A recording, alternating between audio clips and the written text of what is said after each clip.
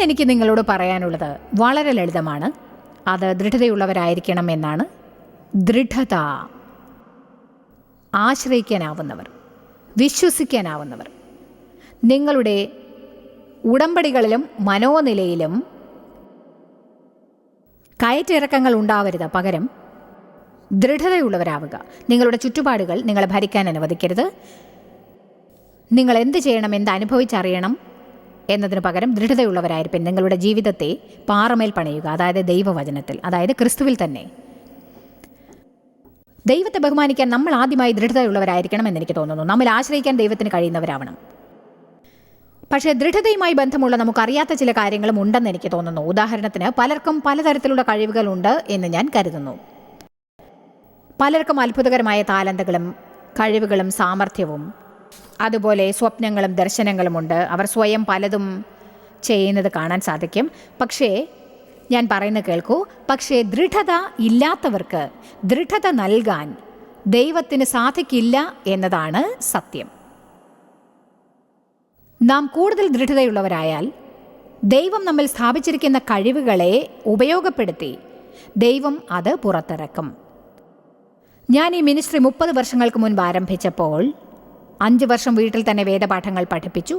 അതിൽ ചൊവ്വാഴ്ച രാത്രികളിൽ 25-30 പേർ പങ്കെടുക്കുമായിരുന്നു. ഇന്ന് ഞാൻ ചെയ്യുന്നത് ചെയ്യാനായി എൻ്റെ ജീവിതത്തിൽ ദൈവവിളി ഉണ്ടായി. എന്നാൽ ആ കഴിവിനെ മുഴുവനായി ഉപയോഗിക്കാൻ ദൈവം അതെനിക്ക് പുറത്തിറക്കി തന്നില്ലായിരുന്നു. കാരണം അതിനോടൊത്ത് മുന്നേറാനുള്ള ആത്മീകമായ പക്വത എനിക്കില്ലായിരുന്നു. നമ്മൾ എത്ര പേരെ സഹായിച്ചാലും ശരി, അത്രയും പേർ നമ്മെ വേദനിപ്പിക്കുകയും ചെയ്യുമെന്ന് നാം മനസ്സിലാക്കേണ്ടിയിരിക്കുന്നു. നമ്മെ നയിക്കുന്നവർക്ക് അത് വളരെ പ്രധാനപ്പെട്ടതാണ്. നമ്മൾ ഉപദേശിക്കുന്ന ജീവിതത്തെ പ്രതിനിധീകരിക്കുന്നവരാവണം നാം. കുട്ടികളുടെ മുന്നിൽ ദൃഢതയുള്ളവരായിരിക്കേണ്ടത് മാതാപിതാക്കളെ സംബന്ധിച്ച് പ്രധാനപ്പെട്ടതാണ്.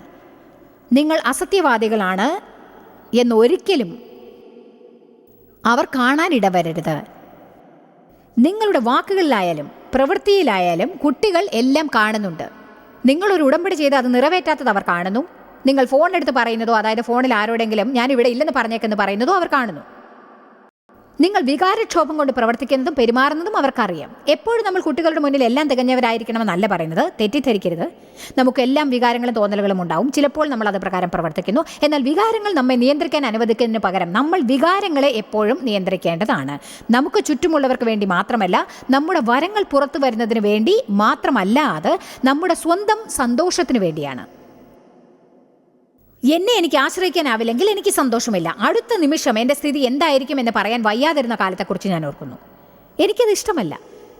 കാരണം എൻ്റെ പരിതസ്ഥിതികൾ എല്ലാം നിർദ്ദേശിക്കുന്നു. അങ്ങനെ ജീവിക്കുന്നത് വളരെ ദുസ്സഹമാണ്. നിങ്ങളുടെ കൂടെ ജീവിക്കുന്നവർക്കും നിങ്ങളുമായി ബന്ധപ്പെട്ടവർക്കും അത് ദുരിതപൂർണമായി തീരും. എൻ്റെ അച്ഛൻ വല്ലാത്ത ചൂണ്ടിക്കാരനായിരുന്നു. ഒരു നിമിഷം കൊണ്ട് അദ്ദേഹം എങ്ങനെ മാറുമെന്നോ എന്ത് ചെയ്യുമെന്നോ പറയാനാവില്ലാത്ത സ്ഥിതി. ഭയത്തോടു കൂടിയാണ് ഞാൻ വളർന്നതെന്ന് ഓർക്കുന്നു. എൻ്റെ അമ്മയും ഭയത്തോടെയാണ് ജീവിച്ചത്. ഞാൻ ദൃഢതയുള്ള ഒരു വ്യക്തിയെ വിവാഹം കഴിച്ചതിൽ സന്തോഷിക്കുന്നു. എല്ലാ കാര്യങ്ങൾക്കും ഉപരി ദേവ് ജീവിതത്തിൽ കൊണ്ടുവന്നത് ദൃഢതയുടെ വിലമതിപ്പിനെക്കുറിച്ച് എന്നെ പഠിപ്പിക്കുകയായിരുന്നു. അദ്ദേഹം ശരിക്കും ഒരു പാറയെപ്പോലെ ദൃഢതയുള്ളവനാണ്. ഞാൻ അന്നൊക്കെ, അതായത് ഞങ്ങളുടെ വിവാഹത്തിൻ്റെ ആദ്യകാലങ്ങളിൽ പൊട്ടിത്തെറിച്ചുകൊണ്ടിരിക്കുന്നത് ഓർക്കുന്നു. ദേവ് പറഞ്ഞു, ഞാൻ കുറച്ച് മാറിയ ശേഷമാണ് പറഞ്ഞത്, ഞാൻ രാത്രി ജോലി സ്ഥലത്ത് നിന്ന് വീട്ടിലേക്ക് വരുന്നത് ഓർക്കുന്നു. ഇത് വളരെ ശോചനീയമാണ്. അദ്ദേഹം പറയാറുണ്ട്, രാത്രി കാറോടിച്ച് വരുമ്പോൾ ഞാൻ ചിന്തിക്കാറുള്ളത് ഓർക്കുന്നു, വീട്ടിൽ ചെല്ലുമ്പോൾ ഇന്ന് അവരുടെ പ്രകൃതി എന്തായിരിക്കുമോ എന്തോ. അങ്ങനെയുള്ളൊരു വ്യക്തിയോട് കൂടി ജീവിക്കുക എന്നത് രസകരമല്ലാത്തൊരു കാര്യമാണ്. നിങ്ങൾ നിർത്തേണ്ട ആദ്യത്തെ കാര്യം ഒഴിവ് കഴിവ് പറയുന്നതാണ്. പക്ഷെ എനിക്കിത് മാറ്റാനാവുന്നില്ല. ഞാനൊരു വികാരജീവിയാണ്. ഞാൻ എന്തിനെയൊക്കെയാണോ സഹിച്ചത് അത് നിങ്ങൾ സഹിക്കേണ്ടി വന്നിരുന്നെങ്കിൽ നിങ്ങളും പൊട്ടിത്തെറിച്ചിട്ടുണ്ടാവും. എനിക്ക് വേറെ വഴിയില്ല. എന്നെ നിയന്ത്രിക്കാൻ എനിക്കാവുന്നില്ല. നമുക്ക് ചെയ്യാനാവാത്ത ഒരു കാര്യം ചെയ്യാൻ ദൈവം നിങ്ങളോട് ഒരിക്കലും പറയില്ല. എത്ര പ്രധാനപ്പെട്ടതാണെന്ന് മനസ്സിലാക്കുന്നത് വരെ ഒരു കാര്യവും നമ്മൾ ചെയ്യുകയില്ല. നമ്മൾ ദൃഢതയുള്ള വ്യക്തികളായിരിക്കേണ്ടത് എത്ര പ്രധാനപ്പെട്ടതാണ് എന്നാരെങ്കിലും മനസ്സിലാക്കുന്നുണ്ടോ? നിങ്ങൾക്കത് മനസ്സിലായോ? ആമേൻ. പലരും പറയും അവർക്ക് ജോലിക്കയറ്റം വേണമെന്ന്. പക്ഷേ ഓരോ പുതിയ ഘട്ടത്തിലും നിങ്ങൾക്ക് സാത്താനെ നേരിടേണ്ടി വരുമെന്നറിയാമോ? പരീക്ഷകളും പരീക്ഷണങ്ങളും ഏർപ്പെടുമ്പോൾ ദൃഢതയുള്ളവരാവേണ്ടത് എങ്ങനെയാണെന്ന് നിങ്ങൾക്കറിയില്ലെങ്കിൽ ഒരുപക്ഷെ ദൈവം നിങ്ങൾക്ക് ജോലിക്കയറ്റം തന്നാലും അടുത്ത ആഴ്ച അവൻ അവിടെ നിന്ന് ഇറക്കും. കാരണം നമ്മളിപ്പോൾ എത്തിയിരിക്കുന്ന പരിധിയെ നേരിടാനുള്ള കഴിവ് നമുക്കില്ലെന്ന് പെട്ടെന്ന് തെളിയിക്കുന്നു. ദൈവത്തെ സേവിക്കുന്നവർ ശ്രദ്ധാലുക്കളാവണമെന്ന് അവൻ ആഗ്രഹിക്കുന്നു. നിങ്ങൾ ചെയ്യുന്നതിൽ ശ്രദ്ധ പതിപ്പിക്കണം, പറയുന്നവയിലും ശ്രദ്ധ പതിപ്പിക്കണം. ദൃഢത, ആശ്രയം, വിശ്വാസം, പെട്ടെന്നിളകാത്തവർ, വികാരങ്ങളെ നിയന്ത്രിക്കാൻ കഴിയുന്ന വ്യക്തികൾ. നാം ഇപ്പോൾ പോരാട്ടത്തിലാണ്. അതിനെക്കുറിച്ച് വേദപുസ്തകം പറയുന്നു, പോരാട്ടത്തിനുള്ള നമ്മുടെ ആയുധങ്ങൾ ജഡീകങ്ങളല്ല എന്ന്. അതിനാൽ നാം യുദ്ധത്തിലാണെന്ന് അറിയാം. ആത്മീക പോരാട്ടത്തിൽ നമുക്കൊരു ശത്രുവുണ്ട്. അവൻ്റെ പേരാണ് സാത്താൻ. അവൻ നമുക്കെതിരായി വരുന്നു, പല പല വഴികളിലൂടെ വരുന്നു. ദി സ്ട്രാറ്റജീസ് ഓഫ് സാത്താൻ എന്നൊരു സീരീസ് ഞാൻ ചെയ്തിരുന്നു. അവൻ എങ്ങനെയുള്ള വഞ്ചകനാണെന്നതിനെക്കുറിച്ച് ഞാൻ അതിൽ പറഞ്ഞു. അവൻ നമ്മുടെ മനസ്സുകൾക്കെതിരെ വരും. അവനൊരു നാശകനാണ്. നമ്മുടെ വിശ്വാസത്തെ നശിപ്പിക്കാമെന്ന് കരുതി അവൻ നമ്മുടെ ജീവിതത്തിലേക്ക് പരിതസ്ഥിതികൾ കൊണ്ടുവരും. അവൻ നമ്മെ ഭരിക്കുന്നു, അവൻ നമ്മെ നിയന്ത്രിക്കുന്നു. നമ്മൾ തീരുമാനങ്ങൾ എടുക്കുന്നതിൽ മുഷിപ്പ് കാണിക്കണമെന്ന് അവൻ ആഗ്രഹിക്കുന്നു. അപ്പോൾ അവന് നമ്മിൽ അധികാരം കാണിക്കാമല്ലോ. ദൈവവചനപ്രകാരമുള്ള നമ്മുടെ തീരുമാനങ്ങൾ ഉപയോഗിക്കാൻ അവൻ സമ്മതിക്കുകയില്ല. അവൻ സഹോദരന്മാരെ കുറ്റപ്പെടുത്തും. അവൻ നിങ്ങളെ ഒരു തെറ്റ് ചെയ്യാൻ പ്രേരിപ്പിക്കും, എന്നിട്ട് അത് ചെയ്തതിന് നിങ്ങളെ കുറ്റപ്പെടുത്തും. ആമേൻ. അതിനാൽ നമുക്ക് തീർച്ചയായും ഒരു ശത്രുവുണ്ട്. അവൻ നമ്മോട് യുദ്ധം ചെയ്യും. യുദ്ധം. എന്നാൽ നമ്മൾ വിജയത്തിൻ്റെ സ്ഥാനത്ത് നിന്നാണ് യുദ്ധം ചെയ്യുന്നത്. നമ്മൾ വിജയം നേടാൻ ശ്രമിക്കുന്നു. നമുക്ക് വാസ്തവത്തിൽ വിജയം കിട്ടിയിട്ടുണ്ട്. നമ്മിൽ വസിക്കുന്നവൻ ഏറ്റവും വലിയവനാണ്. നമ്മൾ ജേതാക്കളെക്കാൾ മികച്ചവരാണ്. നമ്മൾ അന്ധകാരത്തിൻ്റെ സാമ്രാജ്യത്തിൽ നിന്ന് വിമോചിപ്പിക്കപ്പെട്ട് പ്രകാശത്തിൻ്റെ സാമ്രാജ്യത്തിലേക്ക് മാറ്റപ്പെട്ടു. നമ്മൾ ഈ വക കാര്യങ്ങൾ നേടാൻ ശ്രമിക്കുകയില്ല. നമുക്കവയെല്ലാം ഇപ്പോഴുമുണ്ട്. എന്നാൽ ദൃഢതയുള്ള ഒരു ജീവിത രീതി ജീവിക്കാൻ നമ്മെ നാം ചിട്ടപ്പെടുത്തേണ്ടിയിരിക്കുന്നു. നമ്മുടെ വികാരങ്ങളെ നിയന്ത്രിക്കാനും അതുപോലെ നമ്മൾ നമ്മുടെ വായയെയും നിയന്ത്രിക്കണം. ആരെങ്കിലും ഒരു ആമേൻ പറയൂ. നമ്മൾ മനസ്സിനെ നിയന്ത്രിക്കേണ്ടതുപോലെ തന്നെ ആരെങ്കിലും ഒരു ആമേൻ പറയൂ. നമ്മുടെ വികാരങ്ങളെയും നാം നിയന്ത്രിക്കണം. എല്ലാവരും പറയാമോ? ആമേൻ. നിങ്ങൾക്ക് രാവിലെ എഴുന്നേറ്റ ശേഷം ഇന്നത്തെ ദിവസം നന്നായിരിക്കുമെന്ന് കരുതാം. പക്ഷേ വികാരപരമായി നിങ്ങൾ ദൃഢതയുള്ളവരല്ലെങ്കിൽ നിങ്ങളെ ദിശ മാറ്റുന്ന എന്തെങ്കിലും ഒന്ന് സംഭവിക്കും. എന്നിട്ട് പെട്ടെന്ന് തന്നെ അന്നേ ദിവസം രാവിലെ 8 മണിവരെ എല്ലാം ഗംഭീരമായിരുന്നു. 9 മണിയായപ്പോഴേക്കും എല്ലാം നശിച്ചു. ബാക്കിയുള്ള ദിവസം മുഴുവൻ നിങ്ങൾ വികാരക്ഷോഭം കാരണം കലിതുള്ളി നടക്കും. പക്ഷേ അതങ്ങനെ ആവേണ്ട കാര്യമില്ല.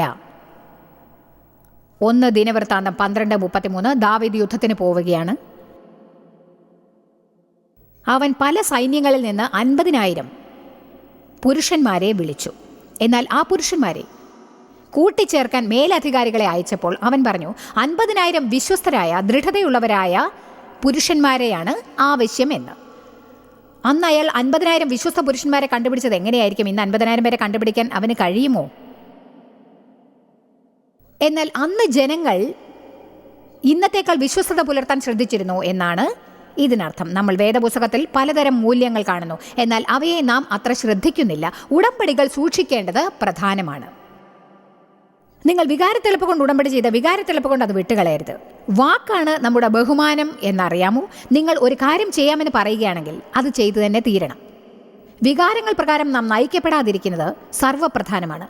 വികാരം കാരണം സാധനങ്ങൾ വാങ്ങുന്നു, വികാരം കാരണം പലതും പറയുന്നു, വികാരം കാരണം ഉടമ്പടി ചെയ്യുന്നു, എന്നിട്ട് വികാരം കാരണം അത് വിട്ടുകളയുകയും ചെയ്യുന്നു. നാം ഒരു യുദ്ധത്തിലാണ്. ആ യുദ്ധം ജയിക്കുന്ന ജനങ്ങൾ ദൃഢതയുള്ള ജനങ്ങൾ മാത്രമായിരിക്കുമെന്ന് മനസ്സിലാക്കുക. സദൃശവാക്യം 25-28. മനോഹരമായ ഒരു വചനമാണിത്. ഞങ്ങളത് സ്ക്രീനിൽ കാണിച്ചു തരാം. ആത്മസംയമനം ഇല്ലാത്ത പുരുഷൻ മതിൽ ഇല്ലാതെ ഇടിഞ്ഞു കിടക്കുന്ന പട്ടണം പോലെയാകുന്നു. നിങ്ങൾക്കറിയാമോ, പഴയ നിയമത്തിൽ ഓരോ പട്ടണത്തിനും ചുറ്റും മതിലുകൾ ഉണ്ടായിരുന്നു. കാരണം മതിലുകളായിരുന്നു അവരുടെ സുരക്ഷ. ആ മതിലുകൾ തകർന്നാൽ അവരെ ശത്രുക്കൾ വന്ന് ആക്രമിക്കും. ഇതിൽ വാസ്തവത്തിൽ പറയുന്നത് ഇതാണ്: നിങ്ങൾ സ്വന്തം മനോവികാരങ്ങളെ ഭരിക്കാഞ്ഞാൽ, നിങ്ങൾ ചിന്തകളെ പരിപാലിക്കുന്നില്ല എങ്കിൽ, വാക്കുകളെ പരിപാലിക്കുന്നില്ലെങ്കിൽ, നിങ്ങളുടെ മേൽ നിങ്ങൾക്ക് നിയന്ത്രണം ഇല്ലെങ്കിൽ, നിങ്ങൾ തോന്നുന്നത് പോലെ ഏത് സമയത്തും എന്തായാലും ചെയ്തുകൊണ്ടിരിക്കുകയാണെങ്കിൽ നിങ്ങൾ മതിലുകൾ തകർന്ന പട്ടണം പോലെയായിരിക്കും. അതിനു ചുറ്റും മതിലുകളൊന്നുമില്ല. എന്താണ് അതിൻ്റെ അർത്ഥം? നിങ്ങൾ ശത്രുക്കൾക്ക് തുറന്നിരിക്കുകയാണ്. സാത്താനുമായുള്ള പലതരം പ്രശ്നങ്ങളും നമുക്ക് ഒഴിവാക്കാൻ സാധിക്കും. ഈ മനോവികാരങ്ങളെ നിയന്ത്രണത്തിലാക്കി അവ നമ്മെ ഭരിക്കുന്നത് നിർത്തുകയാണെങ്കിൽ സാത്താനുമായുള്ള ധാരാളം പ്രശ്നങ്ങളെ നമുക്ക് ഒഴിവാക്കാൻ ആവും എന്നാണ് ഞാൻ ഇന്ന് നിങ്ങളോട് പറഞ്ഞു വരുന്നത്. നമുക്കൊരു വിധത്തിൽ തോന്നലുണ്ടാവുന്നതിനാൽ അതുപോലെ പ്രവർത്തിക്കണം എന്ന് എന്തുകൊണ്ടാണ് കരുതുന്നത്? നാം അങ്ങനെ പെരുമാറേണ്ടതില്ല. ഞാൻ കുട്ടികളോട് കലി തുള്ളിക്കൊണ്ടിരിക്കാനുണ്ടായിരുന്നത് ഓർക്കുന്നു. ഞാൻ ആകെ വിഷമത്തിലായിരിക്കും. കാരണം അവർ വീട് വൃത്തിയാക്കിയിട്ടിരിക്കും, പക്ഷേ അതെന്തായാലും കുഴച്ചു മറിച്ചിട്ടത് ഞാനായിരിക്കും. കാരണം ഞാൻ അസ്വസ്ഥയായിരുന്നു. പക്ഷേ ഓരോ ചെറിയ കാര്യങ്ങളും എന്നെ അസ്വസ്ഥയാക്കും. എന്നിട്ട് ഞാൻ അവരോട് നിങ്ങളാരും അങ്ങനെ പെരുമാറില്ലെന്ന് എനിക്കറിയാം. പക്ഷേ ഈ പരിപാടി TV-യിൽ കണ്ടുകൊണ്ടിരിക്കുന്ന ഒരാൾക്കെങ്കിലും ഇന്നിത് ആവശ്യമായിരിക്കും. അതിനുശേഷം എനിക്ക് എൻ്റെ പ്രവൃത്തികളെക്കുറിച്ചും ഞാൻ ചെയ്തതൊക്കെ ഓർത്തും വിഷമം തോന്നും, കരയും. ഞാൻ കുട്ടികളോട് തുള്ളിച്ചാടും, നിലവിളിക്കും. അവരെല്ലാവരും കരഞ്ഞ് വേദനിക്കും. ഓ ദൈവമേ, എന്നോട് ക്ഷമിക്കുക, എനിക്ക് വേറെ വഴിയില്ല. എൻ്റെ പ്രശ്നം എന്താണെന്ന് എനിക്കറിയില്ല ദൈവമേ, എനിക്ക് ദേഷ്യം സഹിക്കാനാവുന്നില്ല, എന്നെ സഹായിക്കുക. വേണമെങ്കിൽ എനിക്കത് മാറ്റാനാവുമെന്ന് ദൈവം എന്നെ പഠിപ്പിച്ചു. ദൈവം തന്ന ഉദാഹരണം എന്താണെന്ന് അറിയാമോ? ദൈവം പറഞ്ഞു, ഇപ്പോൾ നിന്റെ പാസ്റ്റർ കഥകൾ വന്ന് മുട്ടിയാലും ദൈവം നിന്റെ കോപമില്ലാതാവും. ഒരൊറ്റ സെക്കൻഡ് കൊണ്ട് നീ വേറൊരാളായി മാറും. എന്നിട്ട് ഒന്നും നടക്കാത്ത പോലെ വാതിൽ തുറന്നു കൊടുത്തിട്ട് പറയും, സ്തോത്രം ദൈവമേ, സ്തോത്രം, സ്തോത്രം ദൈവമേ. ഞാൻ ജനങ്ങളോട് എപ്പോഴും പറയാറുണ്ട്, വീട്ടിൽ മൂടിയ കഥകിന് പുറകിൽ നിങ്ങൾ കോപത്തോടെ തുള്ളിച്ചാടിയിട്ട് ഞാൻ അവിടെ വന്നാൽ നിങ്ങൾ പെട്ടെന്ന് ആകെ മാറും. അതിനാൽ നമുക്ക് സ്വയം നിയന്ത്രിക്കാനാവും. നാം അത് വിശ്വസിക്കുന്നത് വരെ ഒന്നും മാറാൻ പോകുന്നില്ല. ഞാൻ പറയുന്നു, നമുക്ക് നമ്മെ നിയന്ത്രിക്കാൻ സാധിക്കും എന്ന്. നമുക്ക് നമ്മെ നിയന്ത്രിക്കാൻ കഴിയും എന്നാണ് ഞാൻ പറഞ്ഞത്. നിങ്ങളത് വിശ്വസിക്കുന്നത് വരെ ഒന്നും മാറാൻ പോകുന്നില്ല. നമ്മൾ സ്വാധീനിക്കാൻ ശ്രമിക്കുന്ന ഒരു വ്യക്തിയുടെ മുന്നിൽ വെച്ച് നമ്മെ നിയന്ത്രിക്കാൻ ആവുമെന്ന് കരുതുന്നത് എന്തുകൊണ്ടാണ്? പക്ഷേ വീട്ടിൽ മൂടിയ കതവിന് പുറകിൽ നമ്മുടെ കുടുംബാംഗങ്ങളുമായി ഏറ്റവും നല്ല സൗഹൃദം പുലർത്താൻ നമുക്ക് സാധിക്കണം. നമ്മൾ തികച്ചും വ്യത്യസ്തരായി പെരുമാറാറുണ്ടോ? കാരണം അവർ നമ്മെ സഹിക്കേണ്ടവരാണെന്ന് നമ്മൾ കരുതുന്നു. നിങ്ങൾ നിങ്ങളുടെ കുടുംബത്തെ ബഹുമാനിക്കണം. നിങ്ങൾ ഉടമ്പടി ചെയ്തവരോട് നിങ്ങൾ ബഹുമാനം പുലർത്തേണ്ടതാണ്. ഫിലിപ്പിയർ 1:28. ഒരു ക്ഷണനേരത്തേക്കല്ല, നിങ്ങളുടെ എതിരാളികളാലും ശത്രുക്കളാലും ഒരു ക്ഷണനേരത്തേക്ക് പോലും ഭയമെന്ന ആത്മാവ് നിങ്ങളെ പിടിക്കരുത്. അതായത് ദൃഢതയുണ്ടായിരിക്കണം. ഭയമില്ലായ്മ അവർക്ക് വ്യക്തമായ ഒരടയാളവും തെളിവുമായിരിക്കും. നിങ്ങളുടെ ശത്രുക്കൾ മൊത്തത്തിൽ നശിച്ചു പോകും.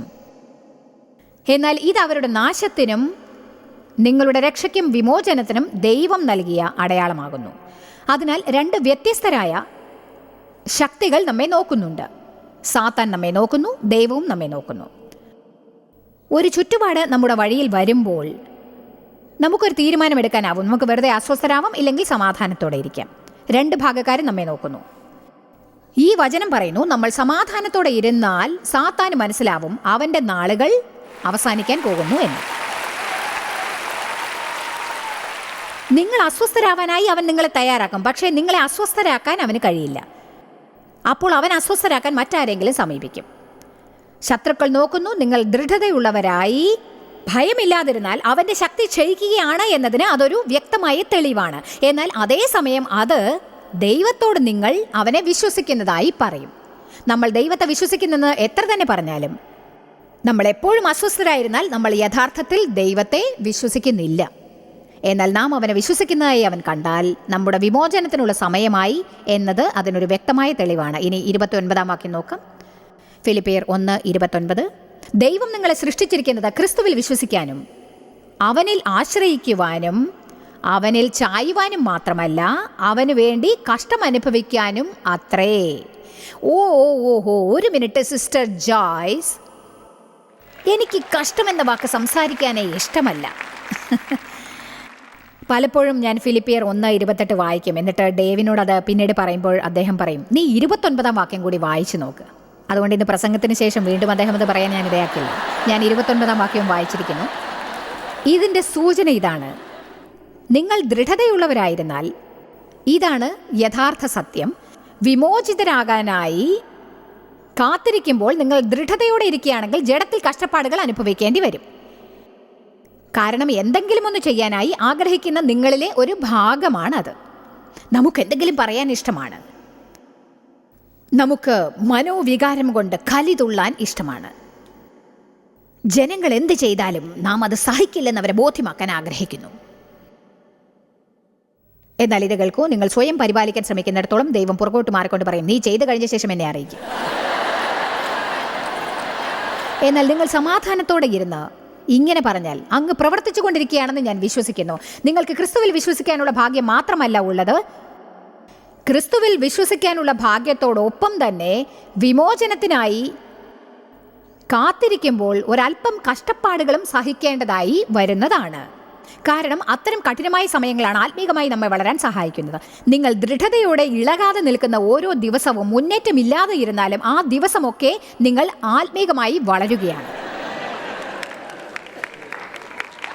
ആമേൻ. നാം എല്ലാവരും മുന്നേറ്റം ആഗ്രഹിക്കുന്നവരാണ്. എന്നാൽ സത്യമായി ഞാൻ പറയുകയാണ്, നല്ല സമയങ്ങളിൽ മാത്രമല്ല, കഠിനമായ സമയങ്ങളിലും നിങ്ങൾക്ക് വളർച്ചയുണ്ടാവും. കഠിനമായ സമയങ്ങളിൽ ഉണ്ടാകുന്ന വളർച്ച നല്ല സമയങ്ങളിൽ നിങ്ങൾക്ക് ആസ്വദിക്കാം. നല്ലതും ചീത്തയുമായ മനോവികാരങ്ങൾ ഉണ്ടാവും. മനോവികാരം എന്ന വാക്കിനർത്ഥം ആവേശം, ഇളക്കം, എടുത്തുചാട്ടം എന്നൊക്കെയാണ്. അപ്പോൾ നിങ്ങളുടെ മനോവികാരങ്ങൾ ഉയർന്ന് ഒരു ദിശയിലേക്ക് പോകുന്നത് നിങ്ങൾക്ക് അറിയാൻ സാധിക്കും. അവയ്ക്ക് പിന്നാലെ നിങ്ങളും ചെല്ലണമെന്ന് അവ ആഗ്രഹിക്കുന്നു, എന്നിട്ട് അവ പറയുന്നതെല്ലാം ചെയ്യണമെന്നും. അത്തരം വികാരങ്ങൾ ഉയരുമ്പോൾ അത് മനസ്സിലാക്കാൻ നിങ്ങൾ പഠിക്കണം. എങ്കിൽ അവയെ പുറകോട്ട് തള്ളിക്കയറ്റി ഇല്ലെന്ന് പറയാൻ സാധിക്കും. പക്ഷേ വികാരങ്ങൾ ഉണ്ടാവില്ലെന്നതിനർത്ഥമില്ല അവയെ പിന്തുടർന്ന് പോകേണ്ടതില്ല എന്നാണ് അർത്ഥം. ഞാനീ പറയുന്ന ആരെങ്കിലും വിശ്വസിക്കുന്നുണ്ടോ? കോപം ഏറ്റവും വലിയ നെഗറ്റീവ് വികാരങ്ങളിൽ ഒന്നാണ്. നാം എല്ലാം അത് അംഗീകരിക്കുമെന്ന് കരുതുന്നു. കോപം വളരെ ശക്തമായ നെഗറ്റീവ് മനോവികാരമാണ്. നീരസപ്പെടാനും കോപപ്പെടാനും ഓരോ ആഴ്ചയും നിങ്ങൾക്ക് 50ഓളം അവസരങ്ങളുണ്ടാവും. പക്ഷേ നിങ്ങൾ അങ്ങനെ തുടരണമെന്നില്ല. ഒന്നുകിൽ നീരസത്തെ സ്വീകരിക്കാം, അല്ലെങ്കിൽ നിരസിക്കാം. ആവേശം അനുകൂലമായ മനോവികാരങ്ങളിൽ ഒന്നാണ്. നാം എല്ലാം ആവേശപ്പെടാൻ ആഗ്രഹിക്കുന്നു. ആവേശപ്പെടുന്നത് മോശമൊന്നുമല്ല. പക്ഷെ നിങ്ങൾ ചിന്തിച്ചിട്ടില്ലാത്ത ഒരു കാര്യത്തെക്കുറിച്ച് നിങ്ങളോട് പറയാൻ ഞാൻ ആഗ്രഹിക്കുന്നു. തീവ്രമായ ആവേശത്തിന് അച്ചടക്കം ഉണ്ടാവില്ലെന്ന് മാത്രമല്ല, അതിന് നിങ്ങളെ പിന്നീട് പല തരത്തിലുള്ള പ്രശ്നങ്ങളിലേക്ക് നയിക്കുന്ന തീരുമാനങ്ങളെ ആവേശം കാരണം എടുക്കുന്ന ഒരു വശത്തേക്ക് തള്ളിക്കൊണ്ടു പോകാനും സാധിക്കും. കാരണം ആവേശം മുഖേന നാം തീരുമാനങ്ങൾ എടുക്കുമ്പോൾ ആവേശമില്ലാത്തൊരവസ്ഥയിൽ നാം എന്താണ് ചെയ്യാൻ പോകുന്നത്? ഓരോ തരത്തിലുള്ള ആവേശത്തെയും നമുക്ക് നിലനിർത്താൻ ആവില്ല. എനിക്കിതറിയാം. ഞാനിത് വിശ്വസിക്കുന്നു. ഞാനിതിൽ ജീവിക്കാൻ ശ്രമിക്കുന്നു. എന്നാൽ 2 ആഴ്ച മുൻപ് ഒരു കാര്യത്തെക്കുറിച്ച് എനിക്ക് ആവേശം തോന്നി. ഞാൻ അളവിലധികം ആവേശത്തിന് അടിമയായി. എന്നിട്ട് കോമൺ സെൻസ് ഇല്ലാത്ത ചില തീരുമാനങ്ങൾ എടുക്കാൻ ആരംഭിച്ചു. ഞാൻ ചെയ്തുകൊണ്ടിരുന്ന കാര്യം വളരെ നല്ലതായിരുന്നു, അത് ദൈവികവുമായിരുന്നു. ഞാൻ ഒരാളെ സഹായിക്കാൻ ശ്രമിക്കുകയായിരുന്നു. എനിക്ക് ആരെയെങ്കിലും സഹായിക്കുന്നത് ഇഷ്ടമാണ്. ഞാനിത് ഗർവത്തോടെ പറയുകയല്ല, കാരണം പല വർഷങ്ങൾ ഞാൻ ആരെയും സഹായിക്കാൻ ഇഷ്ടപ്പെടാതെ തന്നെ ജീവിച്ചു. ദൈവം എന്നെ ഇപ്പോൾ തീർച്ചയായും മാറ്റിയിരിക്കുന്നു. എനിക്കിപ്പോൾ ഏറ്റവും വലിയ സന്തോഷം ജനങ്ങളെ സഹായിക്കുക എന്നതാണ്. ഞാനത് വളരെയധികം ആസ്വദിക്കുന്നു, അതിൽ സന്തോഷിക്കുന്നു. ആരെങ്കിലും സന്തോഷിപ്പിക്കുമ്പോൾ ഞാൻ വളരെ ആവേശം കൊള്ളുന്നു. ആരുടെ മുഖത്തെങ്കിലും പുഞ്ചിരി ഉണ്ടാക്കുന്നത് എനിക്ക് ആവേശമാണ്. ആർക്കെങ്കിലും സാധ്യമാക്കാനാവാത്ത ഒരു കാര്യം സാധിപ്പിച്ചു കൊടുക്കുക എന്നതിൽ എനിക്ക് വളരെയധികം സന്തോഷം തോന്നും. മറ്റാരും അവരെ സഹായിക്കാൻ എത്താത്തപ്പോൾ പ്രത്യേകിച്ചും എന്നിലൂടെ ദൈവം ജനങ്ങളെ സന്തോഷിപ്പിക്കുന്നത് എനിക്കിഷ്ടമാണ്. നിങ്ങളിൽ പലരും അത് ഇഷ്ടപ്പെടുന്നു എന്ന് എനിക്കറിയാം. അതൊരു വലിയ കാര്യമാണ്. അതിനാൽ ഞാൻ ജനങ്ങളെ സഹായിക്കാൻ ആഗ്രഹിക്കുന്നു. ഞാൻ സഹായിക്കാൻ ശ്രമിച്ച വ്യക്തി, ഞാൻ ഏറ്റവും ഇഷ്ടപ്പെടുന്ന ഒരു വ്യക്തിയാണ്. എൻ്റെ മക്കളിൽ ഒരാളാണത്. ഞാൻ അതുകൊണ്ട് അടുത്ത പരിധിയിലേക്ക് കുതിച്ചു ചാടി. ഞാൻ അതിലേക്ക് കടന്നു കഴിഞ്ഞു. മകളെ സഹായിക്കുന്നതിൽ എനിക്ക് ആവേശമായിരുന്നു. ഞങ്ങൾ സദാസമയവും അത് നടന്നു കാണാനായി അതിനുവേണ്ടി പരിശ്രമിച്ചുകൊണ്ടേയിരുന്നു. ഇനിയിപ്പോൾ നിങ്ങളോട് ഞാൻ സംഭവം ചുരുക്കി പറയാം. എനിക്ക് വേണ്ടത്ര വിശ്രമം ലഭിക്കുകയുണ്ടായില്ല. കുറേ ദിവസങ്ങൾ ഞാൻ ഉയർന്ന മനോവികാരം കൊണ്ട് ഓടി നടന്നു. അതിനുശേഷം എൻ്റെ എല്ലാ ശക്തിയും ചോർന്നു പോയതുപോലെ എനിക്ക് തോന്നി തുടങ്ങി. ഉറങ്ങാനായി രാത്രി ഞാൻ കിടന്നാലും എനിക്ക് ഉറക്കം വരാറില്ലായിരുന്നു. അങ്ങനെ എത്രയോ രാത്രികൾ ഞാൻ 5-6 മണിക്കൂർ മാത്രം ഉറങ്ങി. അതെന്നെ സംബന്ധിച്ച് നല്ലൊരു വിഷയമായിരുന്നില്ല. 4-5 വർഷം മുൻപ് തന്നെ ഞാനത് പഠിച്ചു കഴിഞ്ഞു. ഇന്നെനിക്ക് കുറെ കൂടി പ്രായമായിരിക്കുന്നു. എൻ്റെ മനസ്സിന് വയസ്സായിട്ടില്ല, പക്ഷേ എൻ്റെ വയസ്സ് കൂടിക്കൊണ്ടിരിക്കുന്നു. ഞാൻ വൃദ്ധയല്ല, എന്നാൽ എൻ്റെ ജീവിതത്തിൽ വയസ്സ് കൂടുകയാണ്. ഞാൻ ഇന്ന് ചെയ്തുകൊണ്ടിരിക്കുന്ന കാര്യങ്ങൾ എനിക്ക് ചെയ്യാൻ സാധിക്കണമെങ്കിൽ കാര്യങ്ങൾ വ്യത്യസ്തമായി ചെയ്യണം എന്നെനിക്ക് മനസ്സിലായി. കാരണം ഞാൻ പ്രവർത്തിക്കുമ്പോൾ കഠിനമായി പ്രവർത്തിക്കും. അതിനാവശ്യമായ കൃപ ദൈവം എനിക്ക് നൽകുന്നു. നമ്മൾ അവൻ്റെ ഹിതപ്രകാരമുള്ള എന്തെങ്കിലും ചെയ്യുമ്പോൾ ദൈവം നമ്മെ സംരക്ഷിക്കും എന്ന് ഞാൻ വിശ്വസിക്കുന്നു. എന്നാൽ നമ്മൾ മണ്ടത്തരം കാണിച്ചാൽ ദൈവം നമ്മെ സംരക്ഷിക്കുകയില്ല എന്നെനിക്കറിയാം. അതിനാൽ ദൈവത്തിൽ നിന്നുള്ളത് എനിക്കറിയാം. ദൈവത്തിന് എൻ്റെ ആരോഗ്യത്തെയും ജീവിതത്തെയും കുറിച്ചൊരു പ്ലാൻ ഉണ്ട്. ഞാൻ വർക്കൗട്ട് ചെയ്യണമെന്ന് എനിക്കറിയാം. ഞാൻ ശരിയായി ഭക്ഷണം കഴിക്കണം. ഞാൻ ധാരാളം വെള്ളം കുടിക്കണമെന്നറിയാം. ഞാൻ ധാരാളം വിശ്രമിക്കണമെന്ന് എനിക്കറിയാം. പ്രവർത്തനത്തോടൊപ്പം തന്നെ ഞാൻ വിനോദങ്ങളിലും ഏർപ്പെടണമെന്ന് എനിക്കറിയാം. ഞാൻ അങ്ങനെ ചെയ്യാത്തപ്പോഴെല്ലാം സാത്താന് വാതിൽ തുറക്കുകയാണ് എന്നെനിക്കറിയാം. വേദപുസ്തകം പറയുന്നു 1 പത്രോസ് 5, സമീകൃതരായിരിപ്പീൻ, നിങ്ങളുടെ ശത്രുവായ സാത്താൻ അലറുന്ന സിംഹം പോലെ ആരെ വിഴുങ്ങേണ്ടു എന്ന് വിശന്ന് അലഞ്ഞുകൊണ്ടിരിക്കുകയാണ്. അതിനാൽ നിങ്ങൾക്ക് സമീകൃതയില്ലെങ്കിൽ സാത്താന് പ്രവേശിക്കാൻ നാം വാതിൽ തുറക്കുന്നു. അതാണ് നാം ചെയ്യുന്നത്. കാര്യം ഇതാണ്, നിങ്ങൾ ഒരു നല്ല കാര്യം ചെയ്യുകയാണെങ്കിൽ പോലും അത് ആവേശം കൊണ്ട് ചെയ്യുകയാണെങ്കിൽ തീർച്ചയായും നിങ്ങൾ പ്രശ്നത്തിലകപ്പെടും. ഞാൻ പറയുന്നത് എന്താണെന്ന് മനസ്സിലായോ? ചെറുതായ ആവേശം ഒരിക്കലും നമുക്ക് പറയത്തക്ക പ്രശ്നങ്ങൾ ഉണ്ടാക്കുകയില്ല. പക്ഷേ നിയന്ത്രിക്കാനാവാത്ത മനോവികാരങ്ങളാണ് പലപ്പോഴും നമ്മെ പ്രശ്നങ്ങളിൽ കൊണ്ടുചെന്നെത്തിക്കുന്നത്. പത്രോസ് പെട്ടെന്ന് ആവേശം കാണിക്കുന്ന ഒരു വ്യക്തിയാണ്. എന്നിട്ടും ദൈവം പത്രോസിനെ അതിശയകരമായി ഉപയോഗപ്പെടുത്തി. അതിനാൽ സുവാർത്ത ഇതാണ്, ഹല്ലേലൂയ, നമുക്ക് മാറാനാവും. ഇതൊരു സുവാർത്തയല്ലേ? ഒരു വ്യക്തിക്ക് അളവില്ലാത്ത മനോവികാരം ഉണ്ടെങ്കിൽ പോലും, നിങ്ങൾക്ക് ധാരാളം ഉയർച്ചയും താഴ്ചയും ഉണ്ടായാലും, ആ വിഷയത്തിൽ നിങ്ങൾക്ക് ചീത്തശീലങ്ങൾ ഉണ്ടായാലും, നിങ്ങൾ മനോവികാരത്തിന് ഭരിക്കാൻ ഇടം കൊടുത്തിരിക്കുന്നു. നിങ്ങളെ നിയന്ത്രിക്കാൻ അവയെ അനുവദിച്ചിരിക്കുന്നു. ഇന്ന് നിങ്ങളൊരു തീരുമാനം എടുക്കേണ്ടതാണ്. ഇന്ന് നിങ്ങൾ മനസ്സിലൊരു തീരുമാനമെടുക്കണം. എത്ര കാലം എടുത്താലും എനിക്ക് പ്രശ്നമില്ല, ഞാൻ ദൃഢതയോടെ ഇരിക്കും. ആശ്രയിക്കാനാവുന്ന, വിശ്വസിക്കാനാവുന്ന, ഉടമ്പടി നിറവേറ്റുന്ന ഒരു വ്യക്തിയാവും. മനോവികാരങ്ങൾക്ക് എന്നെ ഭരിക്കാൻ ഇടം കൊടുക്കുകയില്ല, ഞാൻ അവയെ നിയന്ത്രിക്കും. നമുക്കിനി മത്തായി 16 നോക്കാം, 13 വാക്യം മുതൽ. യേശു ഫിലിപ്പിൻ്റെ കൈസരിയുടെ പ്രദേശത്തെത്തിയ ശേഷം തൻ്റെ ശിഷ്യന്മാരോട്, ജനങ്ങൾ മനുഷ്യപുത്രനെ ആരെന്ന് പറയുന്നു എന്ന് ചോദിച്ചു. ചിലർ യോഹന്നാൻ സ്നാപകനെന്നും, മറ്റു ചിലർ ഏലിയാവെന്നും, ചിലർ യിരെമ്യാവോ പ്രവാചകന്മാരിൽ ഒരുത്തനോ എന്ന് പറയുന്നെന്ന് പറഞ്ഞു.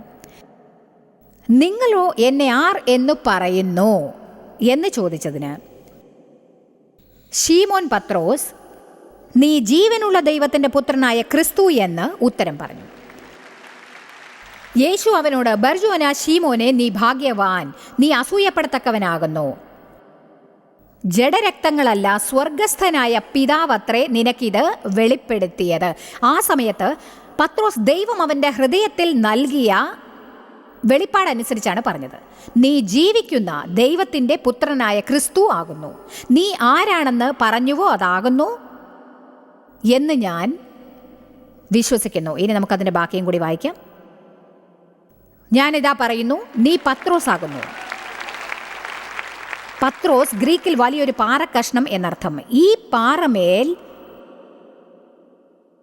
പത്രോസ് എന്നാൽ ജിബ്രാൾട്ടർ പോലെയുള്ള വലിയ പാറ എന്നർത്ഥം. ഞാൻ എൻ്റെ സഭയെ പണിയും, പാതാള ഗോപുരങ്ങൾ അതിനെ ജയിക്കുകയില്ല. യേശുവാണ് ആ പാറ. അവനെ വിശ്വസിക്കുന്ന ഏവരും ആ പാറയുടെ കഷ്ണമാകുന്നു. ഇതിൽ നല്ലൊരു സന്ദേശമുണ്ട്. കാരണം ഇതിൽ പറയുന്നു, പത്രോസേ, ഞാൻ ആരാണ് എന്ന് നിനക്ക് വെളിപ്പെടുത്തി തന്നിരിക്കുന്നു.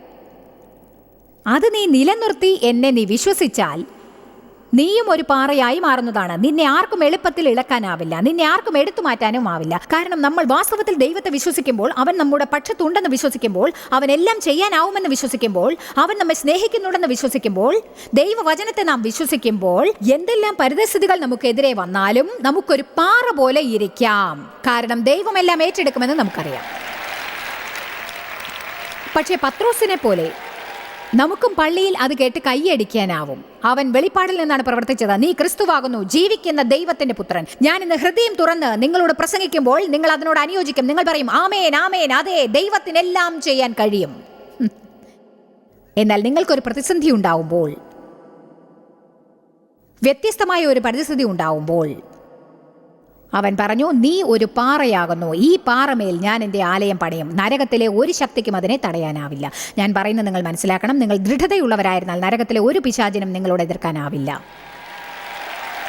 ഇത് ദൈവവചനത്തിൽ എഴുതിയിട്ടുണ്ട്. നിങ്ങൾ ദൃഢതയോടെ ഇളകാതെ ഇരുന്നാൽ നരകത്തിലെ ഒരു ശക്തിക്കും നിങ്ങളെ തടഞ്ഞു നിർത്താൻ സാധിക്കില്ല. എന്നിട്ട് യേശു പറഞ്ഞു, ഞാൻ നിങ്ങൾക്ക് അധികാരം നൽകിയിരിക്കുന്നു. നിങ്ങൾ കെട്ടുന്നതെല്ലാം കെട്ടപ്പെടും, നിങ്ങൾ അഴിക്കുന്നതെല്ലാം അഴിക്കപ്പെടും. ദൃഢതയുടെ വരമ്പിൽ നിന്നുകൊണ്ട് നമുക്ക് സാത്താന്റെ മേൽ അധികാരം സ്ഥാപിക്കാൻ സാധിക്കും. അതുകൊണ്ട് സമാധാനത്തിന്റെ ചെരുപ്പണിയേണ്ടത് സർവപ്രധാനമാണ്. അങ്ങനെ മാത്രമേ നിങ്ങൾക്ക് സാത്താനെ തോൽപ്പിക്കാൻ കഴിയൂ. നിങ്ങൾക്ക് സമാധാനമില്ലെങ്കിൽ പിന്നെ ശക്തിയും ഉണ്ടാവില്ല. ആമേൻ. ഒന്നുകിൽ നമുക്ക് മനോവികാരങ്ങളെ നിയന്ത്രിക്കാം, അല്ലെങ്കിൽ അതിന് നമ്മെ ഭരിക്കാൻ അനുവദിച്ചു കൊടുക്കാം. സദൃശവാക്യം 25:25 പറയുന്നു, സ്വന്തം ആത്മാവിനെ ഭരിക്കാനാവാത്തവൻ മതിലുകളില്ലാതെ തകർന്നു പോയ നഗരത്തെ പോലെയാകുന്നു. ആ നഗരം എല്ലാ ആക്രമണങ്ങളെയും നേരിടേണ്ടി വരും എന്നർത്ഥം. നമ്മൾ മനോവികാരങ്ങളാൽ നയിക്കപ്പെടാതിരിക്കുമ്പോൾ നമ്മുടെ ജീവിതങ്ങൾ എന്തുമാത്രം പ്രകാശമുള്ളതാവും എന്ന് പഠിക്കുന്നത് അത്ഭുതമാണ്. ജോയ്സ് മേയറുടെ ശുശ്രൂഷാ കേന്ദ്രത്തിൽ നിങ്ങൾ അറിഞ്ഞതിനേക്കാൾ നിങ്ങൾ ഞങ്ങൾക്ക് വളരെ പ്രിയപ്പെട്ടവരാണ്. ലോകം മുഴുവൻ ഈ ശുശ്രൂഷാ കേന്ദ്രത്തെ നടത്താൻ സഹായിച്ചതിൽ എല്ലാവർക്കും വളരെ നന്ദി. നമ്മൾ ഒരുമിച്ച് വിശക്കുന്നവർക്ക് ആഹാരം കൊടുക്കുന്നു, പാവപ്പെട്ടവർക്ക് വസ്ത്രങ്ങൾ കൊടുക്കുന്നു, എല്ലാ ദേശത്തേക്കും സന്ദേശങ്ങൾ അറിയിക്കുന്നു. ഞങ്ങൾ നിങ്ങളോട് അപേക്ഷിക്കുകയാണ്, ഞങ്ങളോട് ബന്ധപ്പെടുക joycemeyer.org. നിങ്ങളുടെ പ്രാർത്ഥനകളും അപേക്ഷകളും പകർന്നുകൊള്ളാൻ, അതിനെപ്പറ്റി കൂടുതൽ അറിയുവാൻ, ജോയ്സിന്റെ പൊതുയോഗ വിവരപ്പട്ടിക ലോകം മുഴുവൻ ക്രിസ്തുവിന്റെ സ്നേഹം പകരാൻ ഞങ്ങളോട് പങ്കുചേരുക.